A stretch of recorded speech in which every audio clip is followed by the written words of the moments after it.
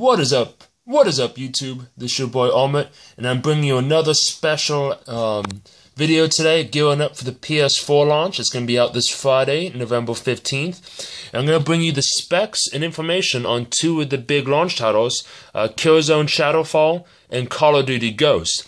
I figure what I'd do is I'd start with Call of Duty Ghosts, mainly because the game is already out and people already know a lot about it.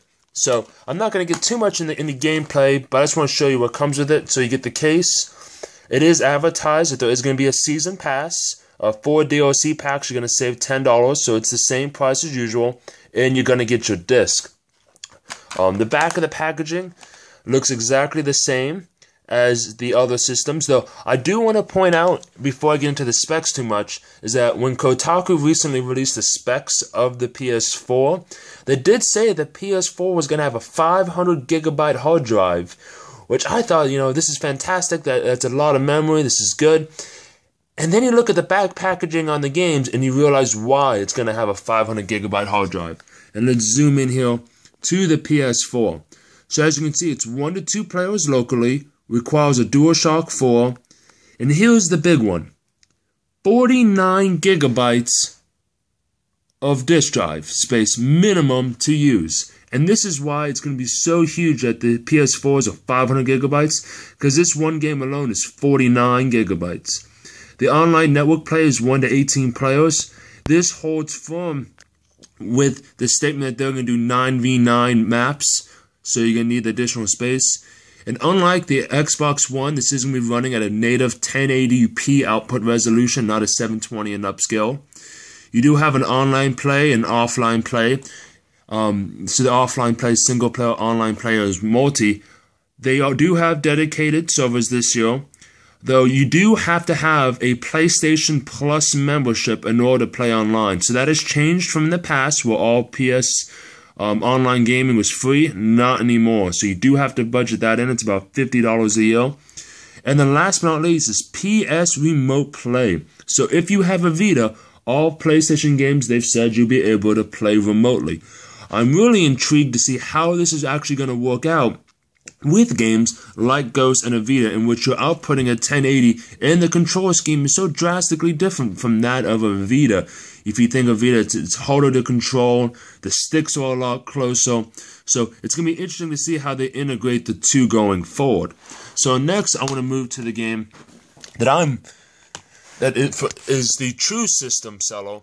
I'm not to say that Call of Duty Ghost is not, but it's one of the first PlayStation 4 only exclusive that's coming out on launch date. It's Killzone Shadowfall. It is the rival shooter for years on the Sony console, other than Battlefield, Call of Duty, and then you had Killzone. And if you remember, the original Killzone came out as almost as like Sony's answer to Halo. Didn't really take off as well, but it is a solid game, and they made a ton of great improvements in this new series, and I'll get into that when the system launches. I don't want to get any strikes on my channel for kind of diving in too much into a game before it has actually, well, it's released, as you can see, but it's not released in the sense that the systems are. So we'll dive into the background of the box, into the specs. So this one, when you look at the specs, zoom in, it's a single player game, 45 gigabytes to install. Network is 2 to 24 players. Online option, DualShock 4, HD 1080 output, and once again, it's compatible with the Vita.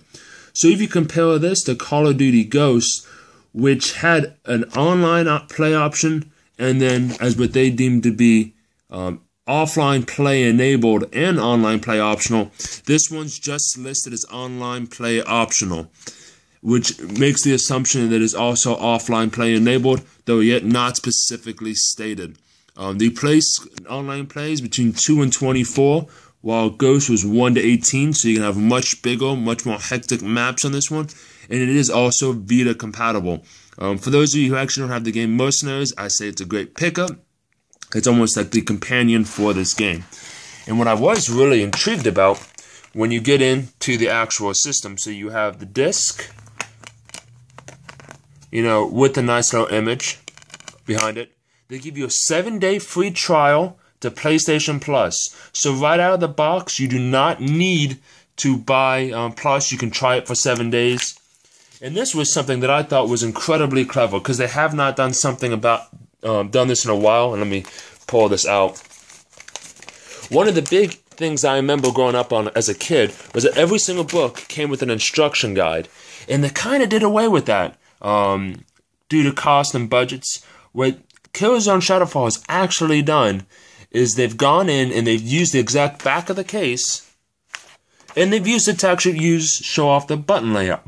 It's kind of like a nice little throwback to the days of old, and really doesn't cause the publisher any more to give you an instruction manual because they're putting it on the back of the same piece of paper as opposed to giving you an entirely separate booklet. So I thought this was a nice little touch. Call of Duty Ghosts does not have this.